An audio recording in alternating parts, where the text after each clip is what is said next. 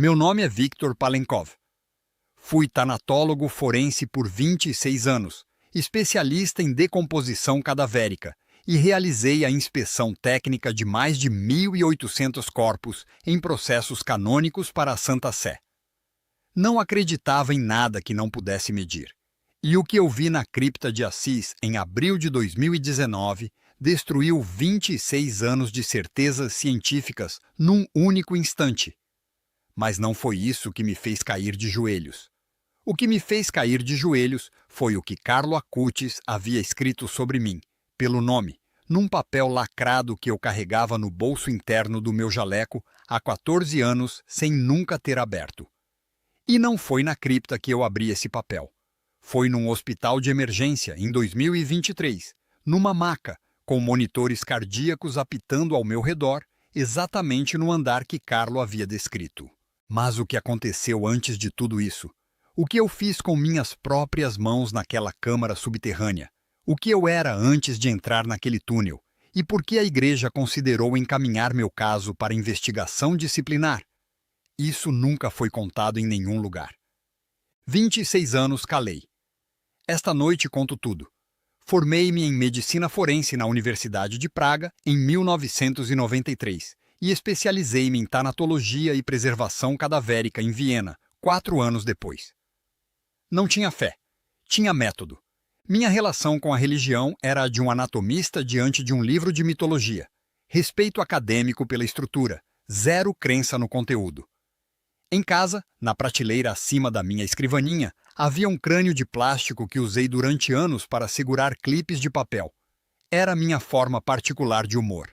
Trabalhava como consultor independente para o Vaticano desde 2011. Não por devoção, mas porque o trabalho era tecnicamente exigente e bem remunerado. A Santa Sé contratava especialistas externos para processos de beatificação que envolvessem exumação e inspeção corporal. Eu era um desses especialistas, um técnico, nada mais. Em fevereiro de 2019, recebi um e-mail do Dicastério para as Causas dos Santos. Precisavam de um tanatólogo independente para supervisionar a exumação do corpo de Carlo Acutis, falecido em outubro de 2006, 13 anos antes. O protocolo padrão. Fui contratado para documentar o estado de decomposição e emitir laudo técnico. Li o dossiê no voo para Roma. Carlo Acutis, 15 anos, leucemia fulminante tipo M3. Morreu no Hospital San Gerardo de Monza em 12 de outubro de 2006. Enterrado na Basílica de Santa Maria dos Anjos, em Assis. Foto no processo. Um menino com camiseta de futebol e mochila nas costas. Pareceu-me irrelevante para o trabalho técnico. No aeroporto de Roma, o padre Giuliano Frigeni, coordenador do processo canônico, me encontrou e me entregou um envelope lacrado. Disse que era uma instrução do postulador da causa sobre o protocolo de acesso à Câmara. O senhor abre apenas no dia da inspeção, antes de entrar, ele disse. Coloquei no bolso interno do jaleco. Esqueci de abrir. Naquela noite, no hotel, dormi com o envelope ainda no bolso. Mas eu ainda não sabia o que me esperava na cripta. Chegamos à Basílica de Santa Maria dos Anjos em 3 de abril de 2019, às 6h42 da manhã. A temperatura externa era de 11 graus centígrados.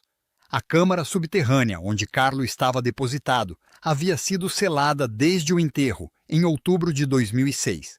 12 anos e 5 meses sem abertura controlada. A equipe era composta por mim, pelo padre Frigeni, por 2 técnicos do Laboratório Diocesano de Perugia e por um fotógrafo oficial do processo. Havia também, ao fundo da sala de acesso, um homem que eu não havia visto nos documentos. Soube depois que era um padre holandês, o padre Adrian Clerk, especialista em iconografia religiosa, convocado para documentar elementos visuais do corpo. Naquele momento, não sabia quem ele era. Antes de entrar, realizei a calibração dos instrumentos.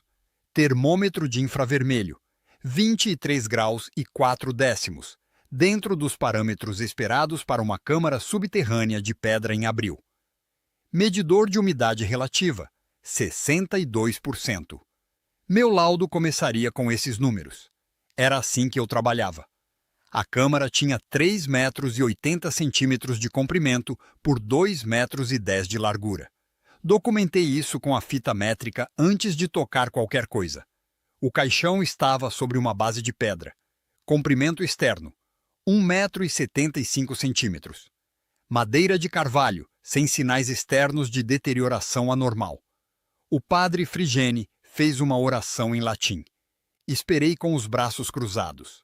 Quando os técnicos abriram o caixão, houve um silêncio que nunca soube descrever adequadamente num laudo técnico. O padre Clerk, ao meu lado, disse em voz baixa: "Deus meu!" Eu não disse nada. Aproximei o termômetro, a temperatura da superfície do rosto, 36 graus e 2 centígrados. Registrei o número 2 vezes porque pensei que o instrumento havia falhado. 36 graus e 2. Num corpo enterrado há 12 anos e 5 meses. Busquei a explicação imediata. A câmara estava mais quente do que os instrumentos externos indicavam. Verifiquei o termômetro ambiente novamente. 23 graus e 4 décimos. O diferencial de temperatura entre o ambiente e a superfície do corpo era de 12 graus e 8 décimos. Isso não era possível por nenhum processo físico de conservação natural que eu conhecia. Um corpo em estado de mumificação natural, o único processo que poderia explicar a preservação, apresentaria temperatura igual ou inferior ao ambiente. Nunca superior. Aproximei o instrumento do dorso da mão esquerda de Carlo. 35 graus e 6 décimos centígrados. Recuei 2 passos. Depois, avancei de novo. Era minha função estar ali. Era meu trabalho. O padre Clerk falava baixinho em holandês. Não entendi o que dizia. Pedi ao técnico de Perugia, Marco Ferri, que verificasse com o segundo termômetro, um modelo diferente, Testo 845, calibrado independentemente antes da viagem. Marco aproximou o instrumento do pescoço de Carlo. 35,8, ele disse, e sua voz quebrou no meio da frase. 3 instrumentos diferentes. 3 regiões diferentes do corpo. 36,2. 35,6. 35,8. A variação era de apenas 0,6 graus entre as 3 medições. Variação consistente com um corpo vivo em estado de repouso, não com um corpo morto há mais de 12 anos. Fui até a parede da câmara e fiquei parado por 43 segundos. Contei os segundos. Era o único dado que eu conseguia controlar naquele momento. Tentei a segunda hipótese: contaminação térmica de alguma fonte externa. Examinei a base de pedra. Nenhum conduto de calor visível. Nenhuma tubulação próxima. A câmara estava a 3 metros abaixo do nível do piso da basílica. Não havia aquecimento por piso radiante. Não havia instalação elétrica a menos de 4 metros. Documentei tudo isso no laudo com precisão milimétrica porque precisava que houvesse uma explicação que eu pudesse escrever. Não havia. Marco Ferri se afastou do caixão e foi até o canto da sala. Vi seus ombros tremendo. Ele era técnico de laboratório há 18 anos. Nunca o havia visto assim. O padre Frigene havia parado de falar. Estava imóvel, com o breviário fechado nas mãos. Aproximei-me pela terceira vez e realizei o procedimento que eu jamais havia feito em 26 anos de tanatologia. Coloquei minha mão sobre a testa de Carlo Acutis. E então parei de respirar. Não era temperatura. Era outra coisa que a temperatura não explicava e que não existe vocabulário técnico para descrever. Retirei a mão, olhei para ela, voltei a colocar. Retirei novamente. O padre Clerk, que havia se aproximado sem que eu percebesse, disse em italiano: "O que está sentindo, doutor?" Disse: "Não sei." E essa foi a primeira vez em 26 anos que eu disse essas palavras sobre um corpo. Mas o que descobri depois foi ainda mais inexplicável. Saí da câmara às 8h21 da manhã. A temperatura externa havia subido para 14 graus. Fui ao banheiro da sacristia, lavei o rosto 3 vezes com água fria e olhei para o espelho por um tempo que não sei quantificar. Depois, abri o computador e comecei a pesquisar.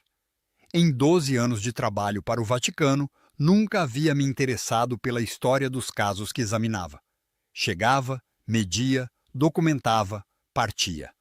Carlo Acutis havia sido apenas mais um número de processo até aquela manhã. O primeiro documento que encontrei foi o dossiê da Associação de los Milagros Eucarísticos, a exposição que Carlo havia criado antes de morrer, documentando 166 casos de milagres eucarísticos em todo o mundo, com fotos, datas, localizações precisas, análises laboratoriais onde existiam. Ele tinha 12 anos quando começou, 15 quando morreu. O segundo documento foi mais difícil de processar. Em 2013, um menino chamado Mateus, de Campo Grande, Brasil, havia sido curado de uma malformação pancreática congênita que os médicos consideravam inoperável. A cura foi documentada pelo Hospital Regional de Mato Grosso do Sul, com exames de imagem antes e depois. A malformação havia desaparecido completamente entre um exame de fevereiro e um exame de julho daquele ano. O caso foi atribuído à intercessão de Carlo Acutis e submetido à Congregação das Causas dos Santos como primeiro milagre oficial. O laudo da Junta Médica Vaticana, assinado por 7 especialistas, concluiu que a cura era científica e medicamente inexplicável. 7 especialistas. O mesmo número que assinou o laudo negativo sobre minhas medições de temperatura da manhã anterior. Fui encontrar o padre Friggeni no jardim da Basílica. Padre, disse, preciso saber tudo sobre o que Carlo escreveu antes de morrer. Não os testemunhos, os escritos dele, as previsões. O padre Friggeni me olhou por um longo momento. Depois disse: há uma carta que a família guardou. Antônia Salzano, a mãe de Carlo, me deu permissão de mostrá-la a qualquer membro autorizado da equipe de investigação canônica. Fez uma pausa. O senhor está incluído. Subimos juntos para o escritório paroquial no primeiro andar. E então descobri quem realmente era Carlo Acutis.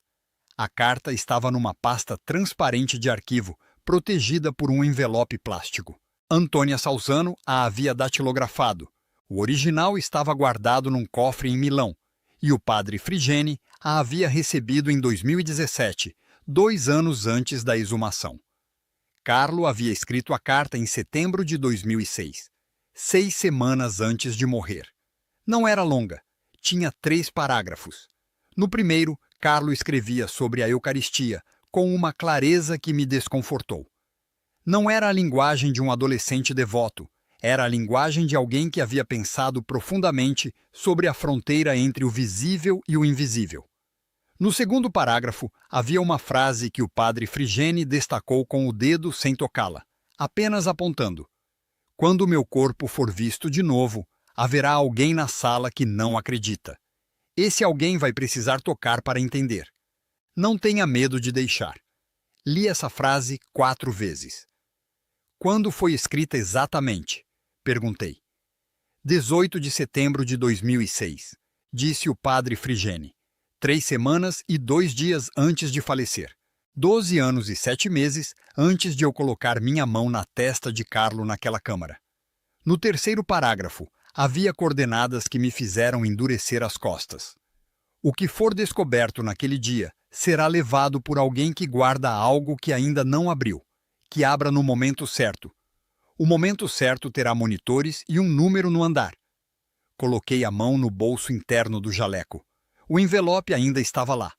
O envelope que o padre Friggeni me havia entregado no aeroporto de Roma. O envelope que eu havia esquecido de abrir.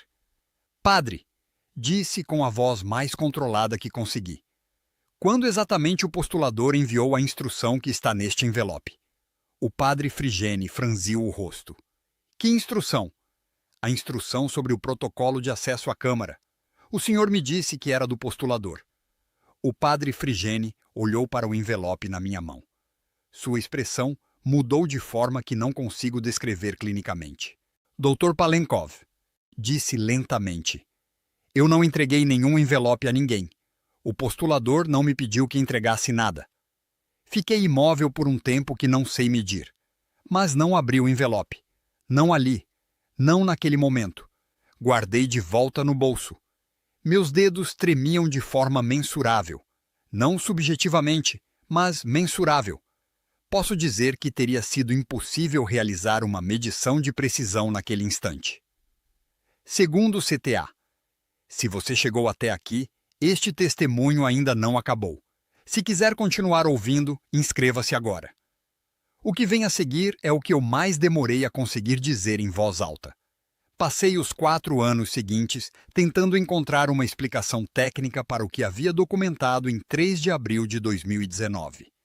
Em maio daquele ano, enviei as medições de temperatura para o Instituto de Biofísica da Universidade de Göttingen, na Alemanha, sem revelar a origem do material, apenas descrevendo as condições. Câmara subterrânea, temperatura ambiente de 23,4 graus, corpo em estado de preservação após 12 anos e 5 meses de deposição, 3 instrumentos independentes, medições entre 35,6 e 36,2 graus centígrados. A resposta chegou em agosto de 2019. O professor Heinrich Lörsch, especialista em termodinâmica biológica, escreveu: com base nos dados fornecidos e nos modelos padrão de dissipação térmica em câmaras de pedra subterrânea, a temperatura esperada para um corpo em deposição após o período descrito deveria estar entre 15,4 e 17,9 graus centígrados.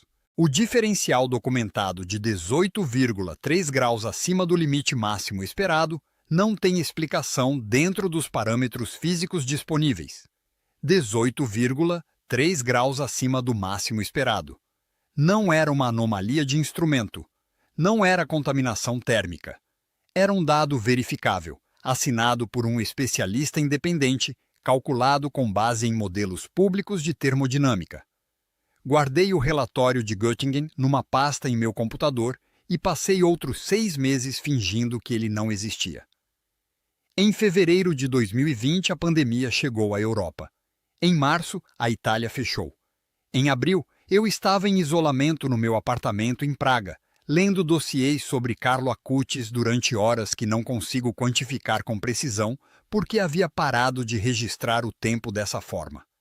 Li cada um dos 166 casos documentados por Carlo.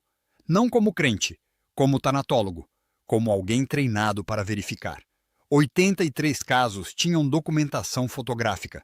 47 tinham análise laboratorial de algum tipo. 22 tinham laudos médicos associados.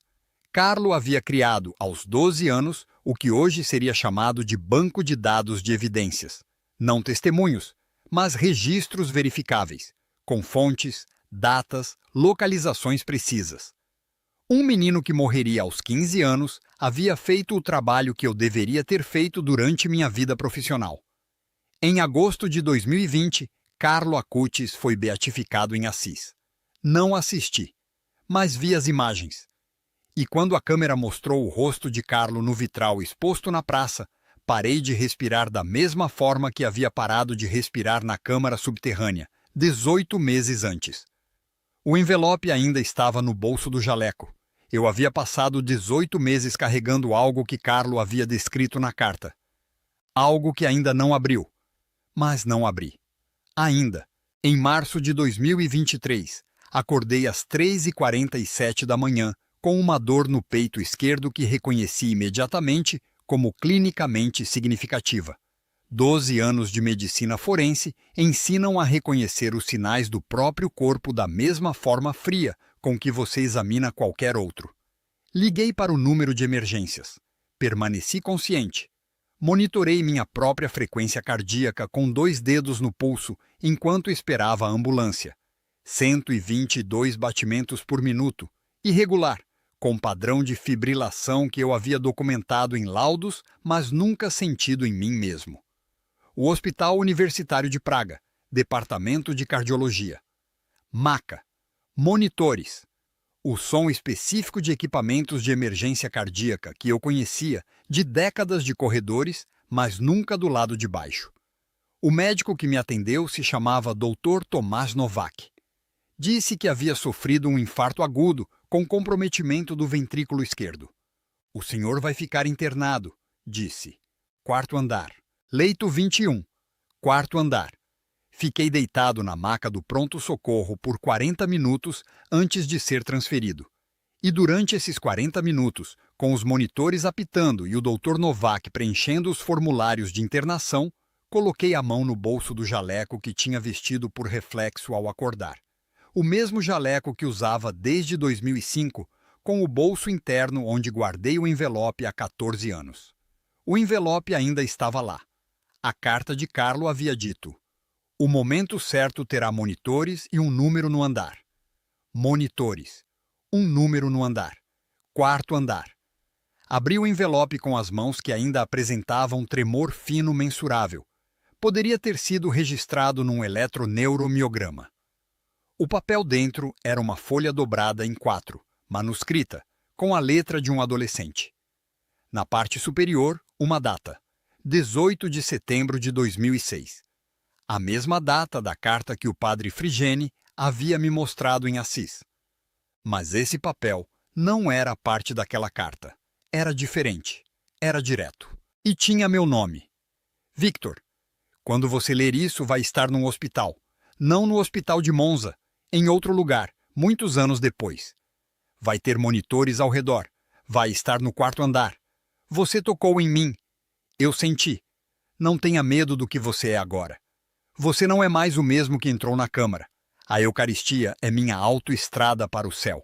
Encontre o caminho de volta. Ficou assinado: Carlo. Caí de joelhos na maca do pronto-socorro do Hospital Universitário de Praga em 12 de março de 2023. O Dr. Novak entrou na sala exatamente nesse momento. Disse: "Dr. Palenkov, precisamos transferi-lo agora." Disse: "Sim." E não consegui dizer mais nada por um longo tempo. Chorei pela primeira vez em 31 anos. Não sei o número de lágrimas. É o único dado que nunca tentei medir. Terceiro, CTA. Se este testemunho marcou você tanto quanto marcou a minha vida, peço que se inscreva e compartilhe este vídeo com alguém que precise ouvi-lo. As pegadas do céu estão em toda parte. Basta saber olhar. Fui internado no quarto andar do Hospital Universitário de Praga por 11 dias.